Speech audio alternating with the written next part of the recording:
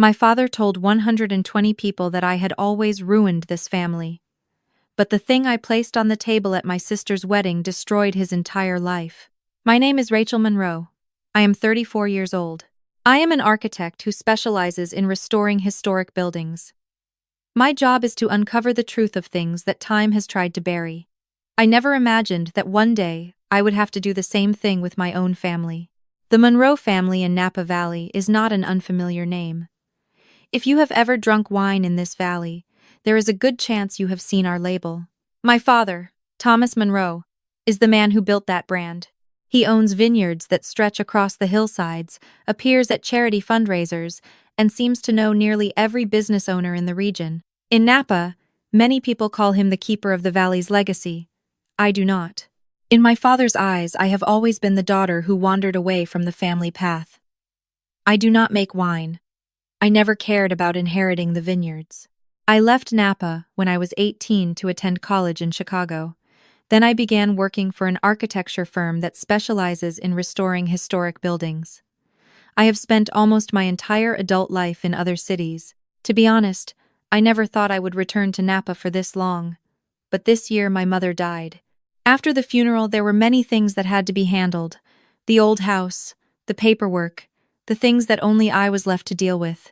I stayed in Napa longer than I expected, and it was during that time that I found something I probably should never have discovered. An old wooden box. It was in the shed behind my mother's house. And what was inside that box made me understand that the Monroe family was nothing like what this town had believed for years. In Napa Valley, many people make their living from wine, but not every family owns vineyards spread across the eastern hills of the valley. My family does.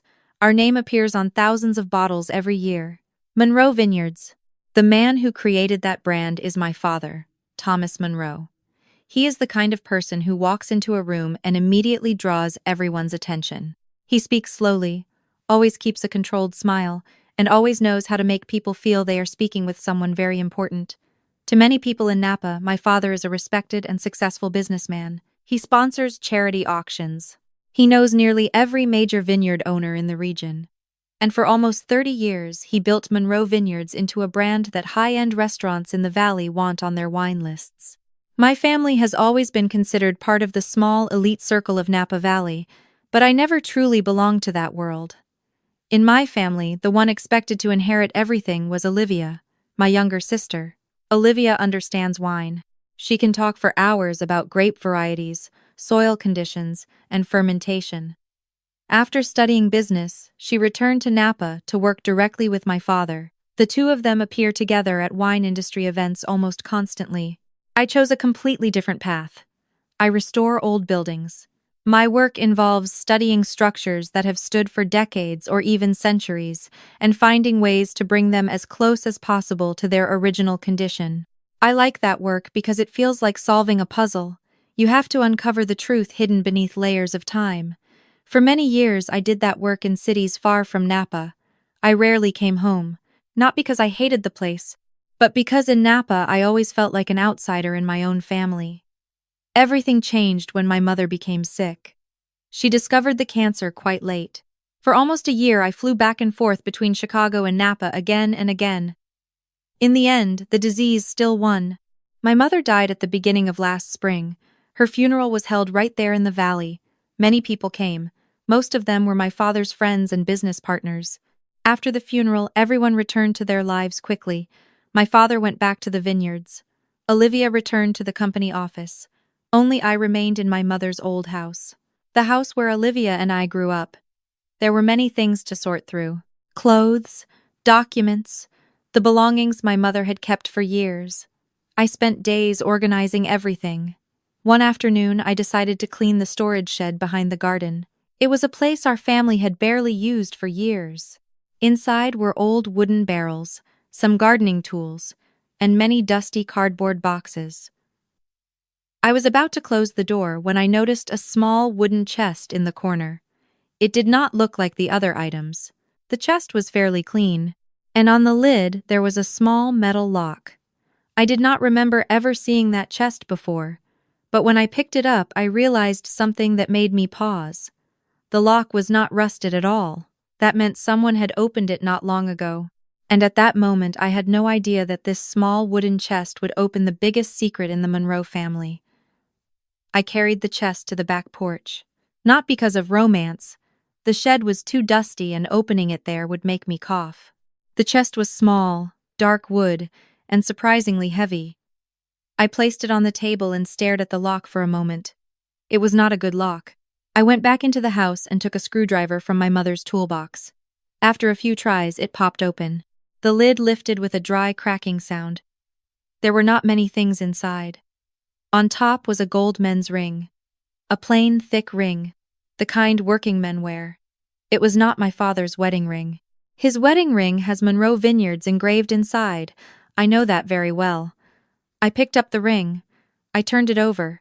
Inside was a very small engraving. D. B. 1989. I placed the ring on the table.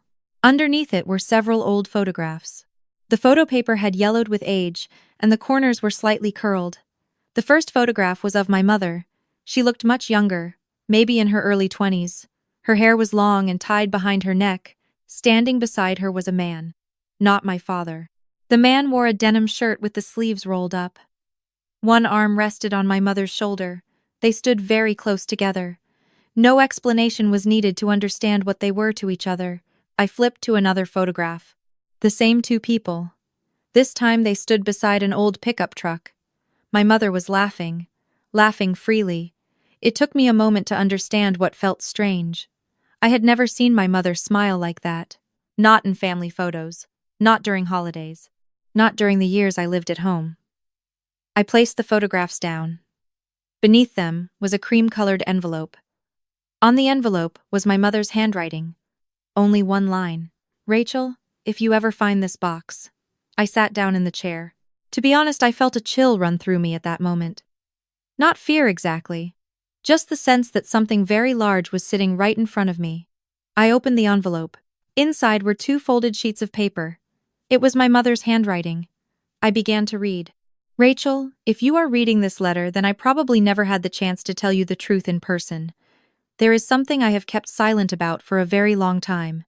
Before I met your father, I loved a man named Daniel Brooks. Daniel was not rich. He worked as a mechanic in a repair shop north of Napa, but he was the kindest man I had ever known. We planned to leave Napa together. We had already made plans. Then Thomas Monroe appeared. At that time, your father had just begun buying land to plant vineyards. He had money and ambition.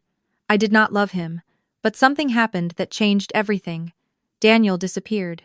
No one knew where he went. There was no explanation, no news. He simply vanished. 1 month later, your father began pursuing me. A few months after that, I became the wife of Thomas Monroe. I stopped reading. I read that paragraph again. Then I looked at the ring on the table. D.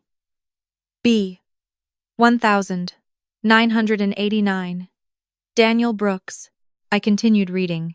"Rachel, there are things I cannot prove, but I have always believed Daniel's disappearance was not an accident. If one day you choose to search for the truth, there is something in this box that may help you begin.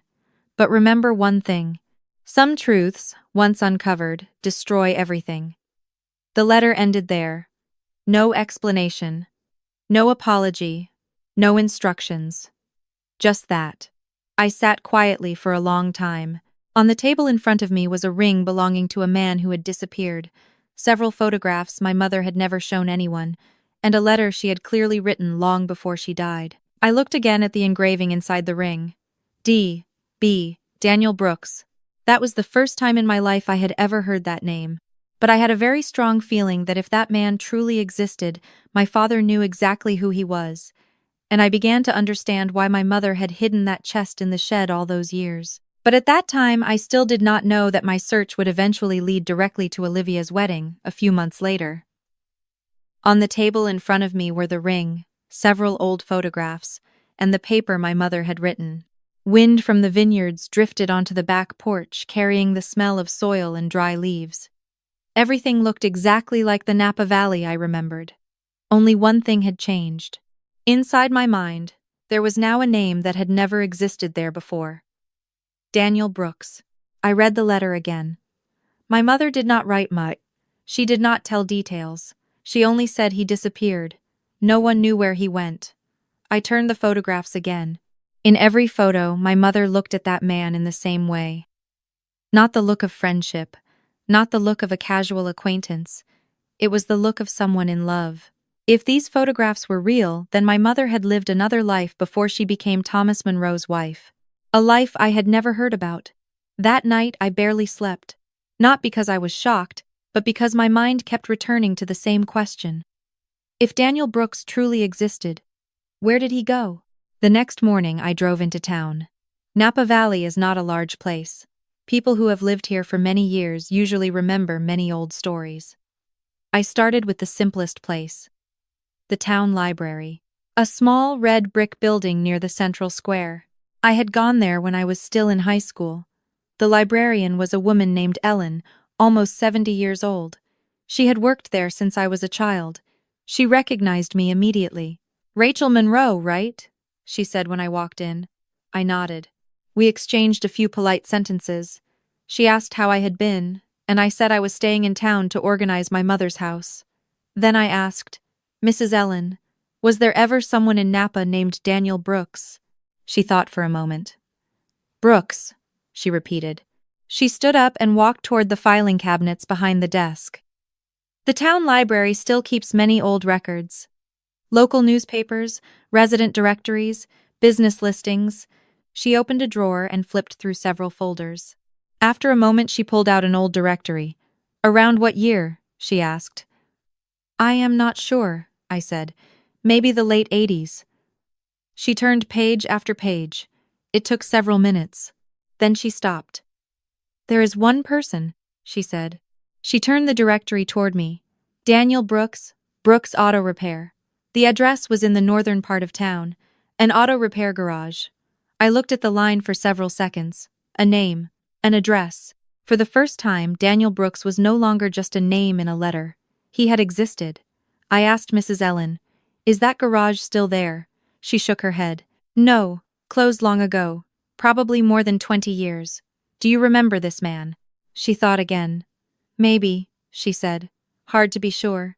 Back then there were many small garages in Napa." I thanked her and left the library. The address in the directory was not far away. I drove about 10 minutes and found the place. The garage stood at the end of a narrow road. The sign had been removed long ago, and the building was now used as a storage shed for farm equipment. The metal rolling door had faded paint. I parked beside the road. An older man stood outside the neighboring house, watering plants. I walked over. "Excuse me, sir," I said. "I am looking for an auto garage that used to be here. Brooks Auto Repair." He looked toward the building. "Oh, that place." He turned off the water. "Yes, there used to be a garage there." "Do you remember a man named Daniel Brooks?" He narrowed his eyes at me. "Who are you?" "I am trying to find information about him." He thought for a few seconds.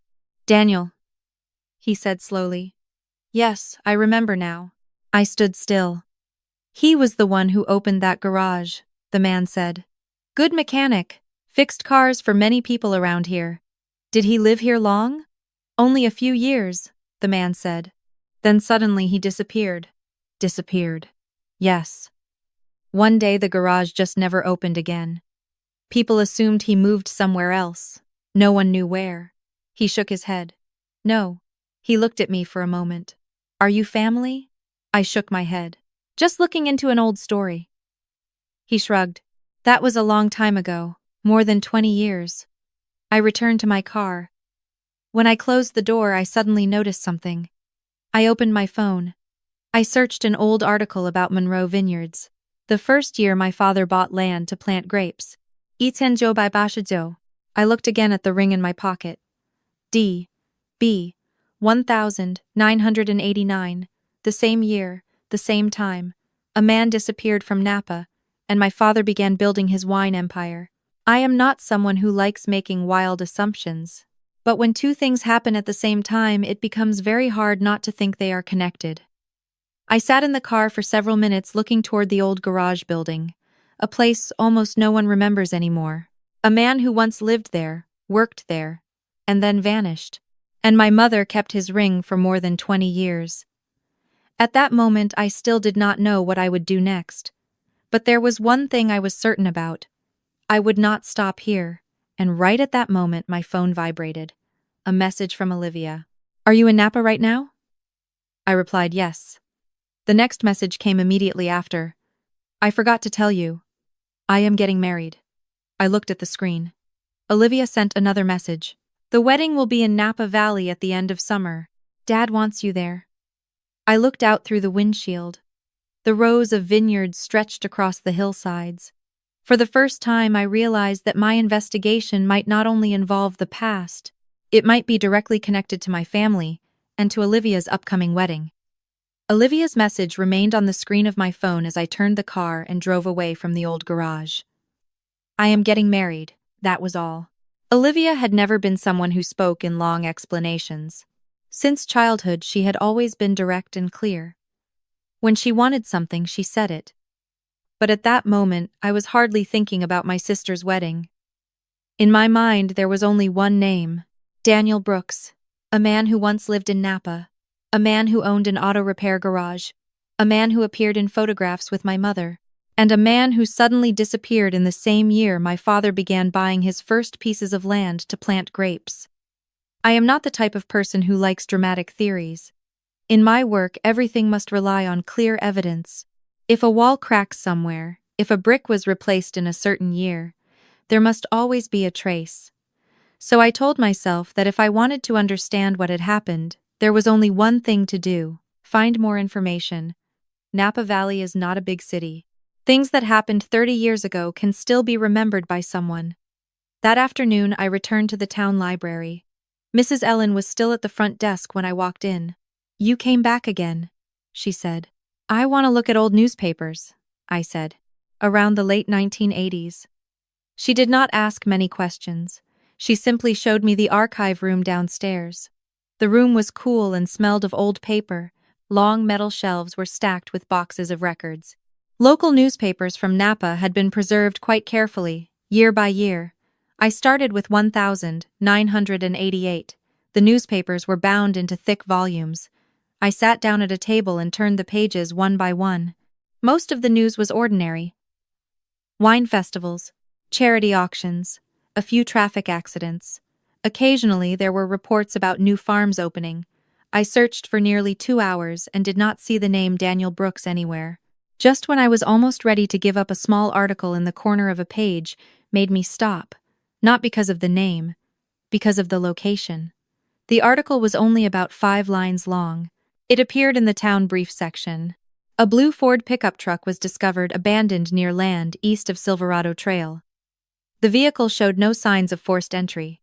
The owner has been identified as Daniel Brooks, owner of Brooks Auto Repair. Police say they are attempting to contact Mr. Brooks. I read the article twice. Then 3 times. It did not say anything more. No conclusion. No update. Only a simple note that Daniel Brooks's truck had been found, but he was not there. I wrote down the date of the newspaper. September 1989. I sat there quietly for a moment. Then I took out my phone. I searched again for an old article about Monroe Vineyards. A piece written for the company's 20th anniversary. There was a detail in it I remembered clearly. My father bought his first vineyard land at the end of 1989. I looked again at the article on the table. Daniel Brooks's truck had been found on land east of Silverado Trail. I knew that area very well, because now it is part of Monroe Vineyards. I felt something difficult to describe run down my spine. Maybe everything was just coincidence. A man abandoned his truck and left town.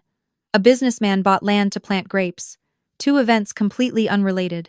But when every detail begins to overlap like that, it becomes difficult not to wonder if something happened during that time. I took a photo of the newspaper page with my phone. When I returned upstairs, Mrs. Ellen saw the expression on my face. "Did you find something?" "I think so," I said. "Good or bad?" I thought for a few seconds. "I do not know yet." Mrs. Ellen nodded. "Sometimes old stories are better left alone," she said. I did not answer. I only thanked her and left the library. The Napa sky had already begun to darken.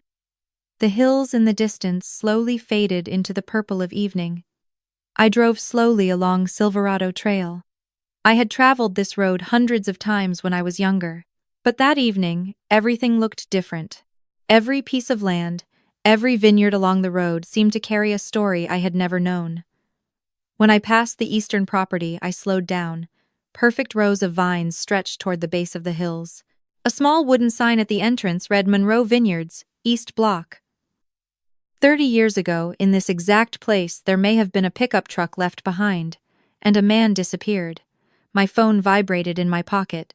A new message. From Olivia. Dad is asking when you will come back to the house. I read the message. Then I looked up at the rows of vines moving gently in the evening wind. For the first time in my life, I asked myself a question I had never thought about before. What my father had to do to obtain all of this.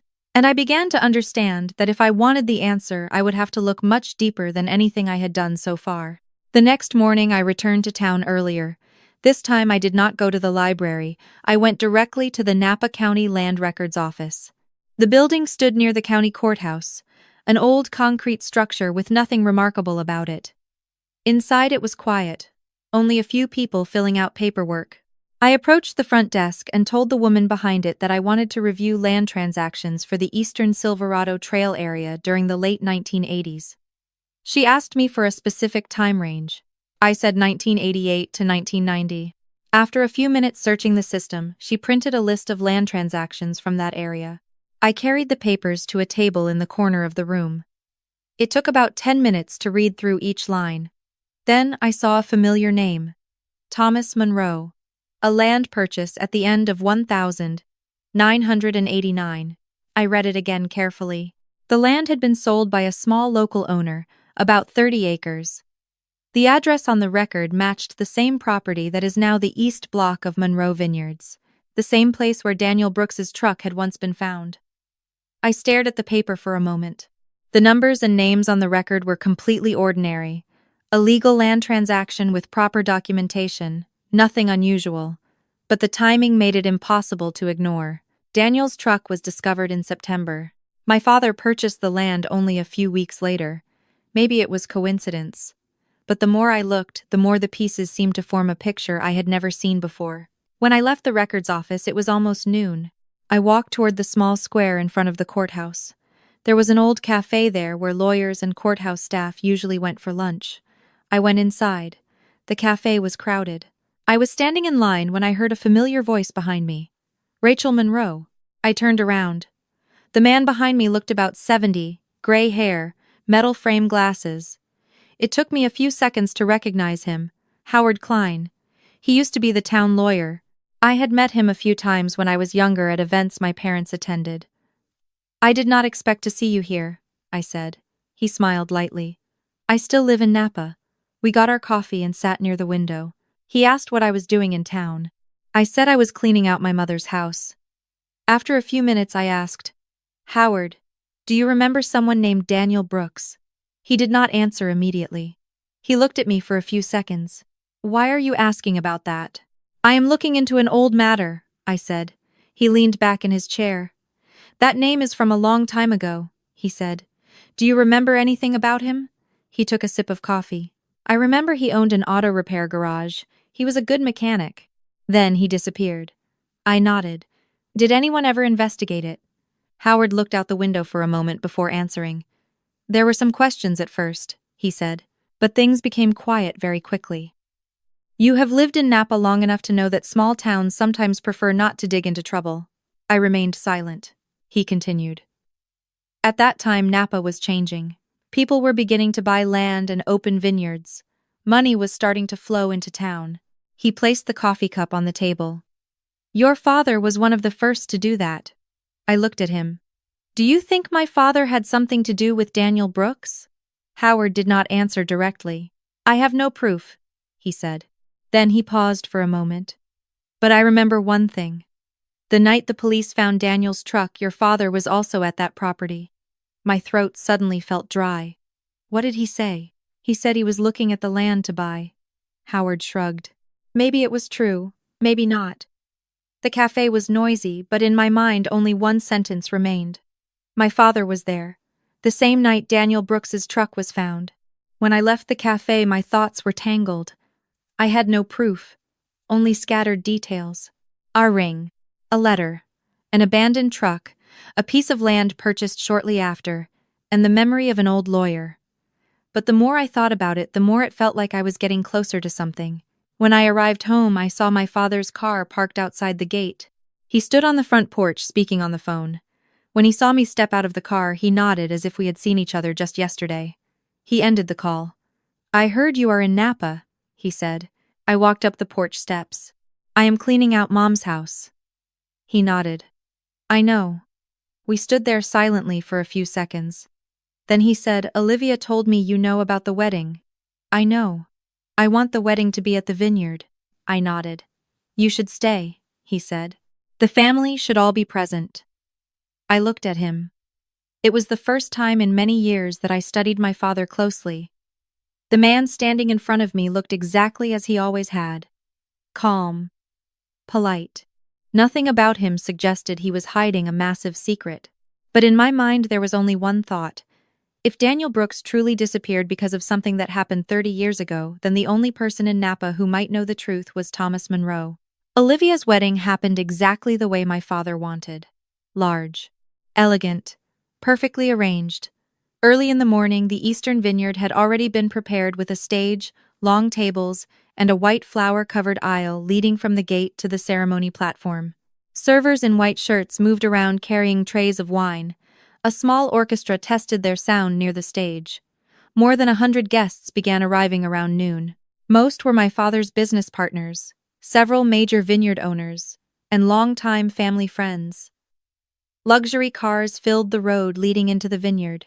Everything had been arranged to create a perfect wedding. I arrived early. I did not tell anyone I was coming. When I stepped out of the car, a few people recognized me. They nodded politely the way people in Napa always do. None of them knew that inside my bag there were two things: an old gold ring and a DNA test result. 3 weeks before the wedding, I had sent a sample for testing. I did not tell anyone. I simply did one very simple thing. I took a strand of my own hair, and I brought the ring engraved B 1989 to the laboratory. I was not sure what they would find. Part of me even hoped the result would say nothing at all. But it did. Very clearly. Daniel Brooks was directly related to me by blood. Not a distant relative. Not coincidence. He was my biological father. I read the result 3 times. Each time I finished reading, I placed the paper down and looked out the window as if my mind needed a moment to understand what had just happened. Everything in my life suddenly changed. Thomas Monroe, the man I always believed was my father, was not. My mother married him after Daniel Brooks disappeared. And for more than 30 years, no one had ever told me that. I did not know what forced my mother to remain silent. But I knew one thing. If Daniel Brooks truly disappeared because of something connected to my father, then this truth was not only a family matter. It was a secret buried for 30 years. And I no longer wanted to keep it buried. The music began when the guests had filled every seat. I stood near the back beside the wine tables. From there I could see the entire stage. My father stood beside the wedding coordinator. He wore a black suit and a silver tie. He spoke with several guests with his usual confidence. From a distance, no one would think that the man standing there was standing on top of such a secret. The music changed. Everyone turned toward the aisle. Olivia appeared. She walked slowly along the flower-covered path. Her wedding dress was beautiful, I have to admit that. Olivia always knew how to make everything around her look perfect. She smiled at people as she passed. When she came close to the row where I stood, she saw me. Her eyes showed a moment of surprise, but she kept smiling. The ceremony began. My father stepped onto the stage first.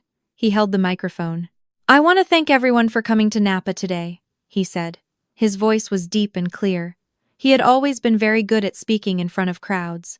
He talked about family, about how Olivia had grown up, about how proud he was to see his daughter begin a new life. People listened.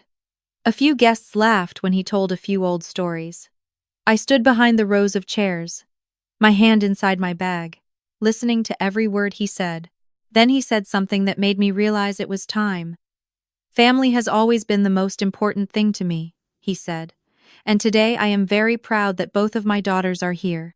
A few people turned their heads looking for me. I stepped out from the row of chairs. I walked down the aisle. The sound of my shoes echoed softly on the wooden floor. My father saw me when I came close to the stage. He looked slightly surprised, but he kept smiling. "Rachel," he said into the microphone, "I did not know you were planning to speak." I stepped onto the stage. I did not take the microphone right away. I simply looked at him for a few seconds. Then I spoke. "I just want to ask you one question." The crowd began to fall silent. The smile disappeared from my father's face. Not completely, but enough for me to see it. The entire wedding fell silent. A few people looked at each other.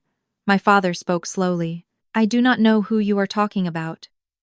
I opened my bag. I took out the ring. I placed it on the table in front of him. "Are you sure?" He looked at the ring. His eyes changed, only for a second, but I saw it clearly. I placed another sheet of paper on the table. The DNA result. "I think everyone here should know something before the wedding continues," I said. A few guests began whispering. Olivia stood behind us looking completely confused. I continued speaking. "Thomas Monroe is not my biological father." The air in the vineyard froze. No one spoke. I pointed at the ring. "That man is Daniel Brooks." I held up the paper. "And this is the DNA result that proves it." My father looked at me. For the first time in my life, I saw him lose control of a situation. People began murmuring to each other. A few guests stood up. I looked straight at him. "And there is one more thing I want to know," I said. "Where did Daniel Brooks go in 1989? Wind moved through the vineyard behind the stage. The white chairs shifted slightly. No one laughed. No one spoke. Everyone looked toward the man standing behind the small table on the stage. Thomas Monroe. And for the first time in 30 years, he did not know what to say. No one spoke for the next few seconds. Only the sound of wind moving across the rows of vines behind the stage. A wine glass at a table near the aisle tapped softly when someone set it down too hard. A small sound, but in the tight silence of the ceremony it sounded almost sharp. More than 100 guests were looking in the same direction. The small table in front of my father, where the old gold ring and the DNA result lay. A man in the second row leaned toward the person beside him and whispered something. Another guest placed a hand on his forehead, as if trying to understand what was happening. This was supposed to be a wedding. A beautiful afternoon in a vineyard. Not a courtroom, but the atmosphere now felt exactly like that. My father still stood behind the table. He looked at the paper for a few seconds. Then he lifted his head and looked at me. His eyes no longer had the calm expression they had minutes earlier. "Rachel," he said slowly, his voice lower, "this is not the time for nonsense." His voice was still steady. If someone did not know him, they might think he still controlled the situation. But I noticed something. He was no longer holding the microphone. His hand rested on the table, right beside the ring, and his fingers were tightening. "I do not think this is nonsense," I said. A few people in the crowd began whispering. The name Daniel Brooks had just been spoken in front of almost the entire wine community of Napa. Even if many of them had never heard that name before, they could feel one thing. This was not a joke. Olivia stepped forward. Her wedding dress dragged lightly across the wooden floor as she came closer to us. "Rachel," she said, her voice low but clear, "what are you doing?" I turned and looked at my sister. I could see genuine confusion on her face. She was never good at hiding her emotions. "I am just asking a question," I said. Olivia looked down at the ring. Then she looked at the paper. "What is this?" I picked up the paper. A DNA test. A wave of whispers moved across the tables. My father reached out his hand. "That is enough," he said. "I think the ceremony should continue." But this time no one listened to him. A few guests had already stood up.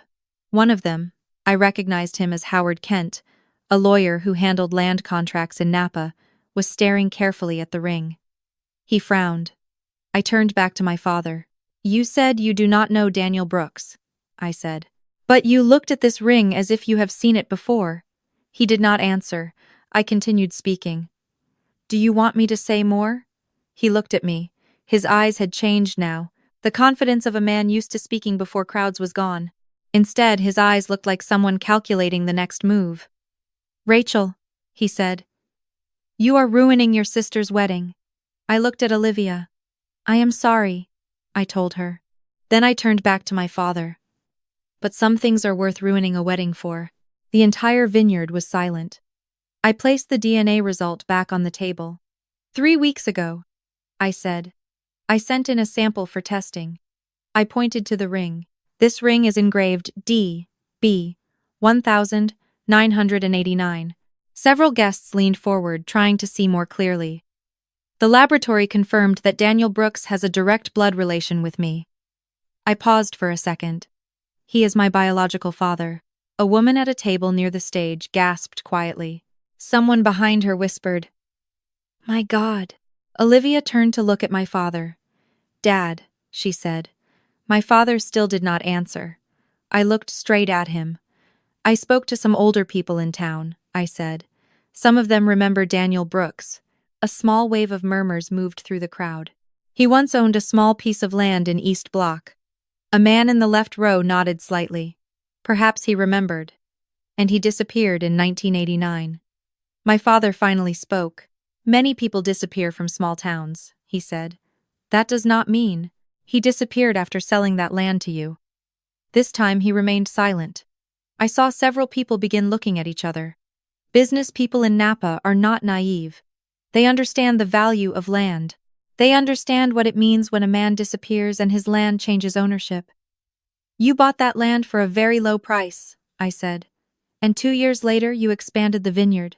I looked around at the rows of vines stretching behind the ceremony. Most of Monroe Vineyard today stands on that land. The atmosphere became heavy. My father looked at me. For the first time in my life, I saw real anger in his eyes. "What are you accusing me of?" he asked.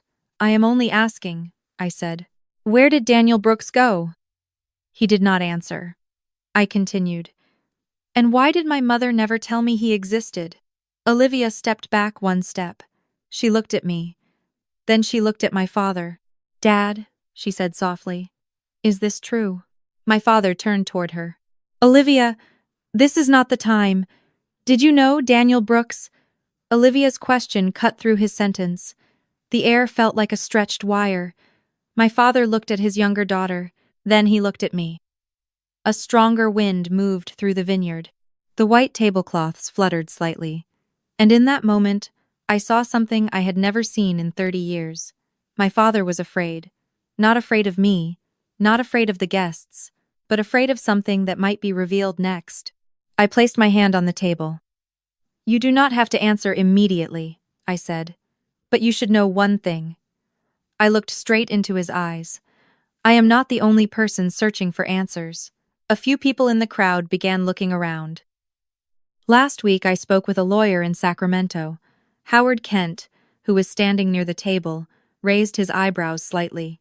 He said that if someone disappears without an official record, the case can be reopened. My father immediately said, "That is ridiculous." I nodded. "Maybe." "And that daughter has just found evidence." The entire vineyard fell silent. A heavy silence. No one spoke anymore. No one laughed. This was no longer a wedding. This was the moment people in Napa would talk about for years. I looked at my father. "So," I said, "I will ask one last time. Where did Daniel Brooks go in 1989? The wind moved through the vineyard. A dry leaf rolled across the wooden floor. And the man who always had an answer for everything, Thomas Monroe, stood still. Thomas Monroe stood motionless behind the table. The DNA result lay directly in front of him. The old gold ring rested quietly beside it. No one in the vineyard spoke. Finally, he picked up the microphone. "I knew Daniel Brooks." The words made the entire wedding burst into whispers. Olivia looked at her father. "Dad, is this true?" My father did not look at her immediately. He looked at the ring. "Daniel Brooks once owned the land on the east side of this valley," he said. "The land that later became Monroe Vineyard." Several people in the wedding nodded. Many people in Napa knew about that land purchase, but they had never heard the details. "We had a dispute," he said. "He wanted more money. I asked. And what happened in 1989? My father remained silent for a few seconds. Wind moved across the stage. I went to meet him on that land, we argued. Several guests began looking at each other. He punched me first. I pushed back. We fought. He paused. I looked straight at him. Then what happened? My father swallowed. Daniel slipped. The entire vineyard fell silent. There was a rocky ditch there, he said. He fell down. His head hit the stone. A woman below gasped softly. Olivia shook her head. No. My father continued. I thought he was unconscious. I panicked. I got into my car and left. The entire vineyard fell silent. I asked, You did not call the police? He did not answer immediately. Then he said quietly, No. A man at the wedding stepped forward. I remember that case. People turned toward him. He was the owner of an old vineyard in the region. The police asked a few people, he said, but they did not find anything. My father said nothing more. Olivia looked at him. Did you leave a man there to die? My father shook his head. I did not know he died. But that answer did not make the situation better. It made it worse. Everyone at the wedding understood they had just heard a confession, a secret buried for 30 years. No one was thinking about the wedding anymore. The ceremony coordinator stepped onto the stage. The ceremony must stop. No one objected. Guests began standing up. Many of them started talking to each other. The name Daniel Brooks was repeated again and again. A man near the table took out his phone. I think the police should hear about this. No one stopped him. 15 minutes later, 2 Napa County police cars drove into the road leading to the vineyard. The sound of the engines made the entire vineyard quiet. 2 officers stepped out of the cars. They asked several guests questions. Then they walked straight to the stage. Are you Thomas Monroe? My father nodded. We need to speak with you. Olivia stood behind him. She watched the scene as if she were watching a film she did not understand. My father placed the microphone down. He stepped off the stage. The officers led him toward the police car. They did not handcuff him, but everyone knew what was happening. The news spread out of the vineyard within hours. In a small town like Napa, something like that cannot remain secret. One guest called a local reporter. Another called his lawyer. Before midnight, almost the entire valley knew that Thomas Monroe might be connected to a disappearance 30 years earlier. Olivia stood beside me. Her wedding dress was still perfect, but her face was completely different. I cannot stay here, she said. Then she immediately walked to her car and left the vineyard. I stood there alone. The wind still moved through the vines as the police car drove away down the dirt road, leaving the vineyard. The wedding stage was still standing. The white chairs were still arranged in rows. Wine glasses were still sitting on the tables. Only one thing had changed. The wedding was gone. The servers began clearing the tables. The orchestra had already left. Everything looked like a party that ended earlier than planned. I looked down at the ring in my hand. The 2 small letters were still there. D. B. 30 years. For 30 years I lived in that house, calling Thomas Monroe father, without ever knowing who the man who truly brought me into the world was. I also do not know whether Daniel Brooks truly died in that rocky ditch. Maybe he survived. Maybe he left. Or maybe my father left an injured man there and walked away. I do not know. But from this day forward, that question will no longer remain buried beneath the roots of those vines. I stepped down from the wooden stage. The sun was beginning to drop behind the distant hills. A day that should have been the happiest day of Olivia's life. Instead, it became the day our family broke apart in front of everyone. As I walked past the parking area, I saw that Olivia's wedding car had already gone. She did not say another word. I do not blame her. If I were in her position, I would probably want to leave as quickly as possible too. I opened my car door. Before sitting down in the driver's seat, I turned back to look at the vineyard one last time. Rows of vines stretching toward the hills. Monroe Vineyard. The empire my father built for 30 years. But beneath that soil there might be a story he never wanted anyone to know. I sat inside the car. I placed the ring on the dashboard. I do not know what will happen next. The police might investigate, or everything might fall silent again like 30 years ago. But there is one thing I know. From today forward, I will not pretend I do not know. And sometimes in life, a single question spoken at the right moment is enough to change everything. If you were me standing in that vineyard today, what would you do? Would you remain silent to protect your family? Or would you speak the truth the way I did?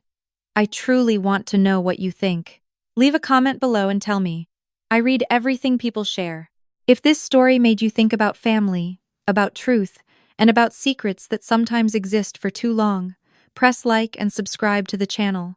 Here we still have many stories like this to tell, and sometimes the truth begins with a very small question.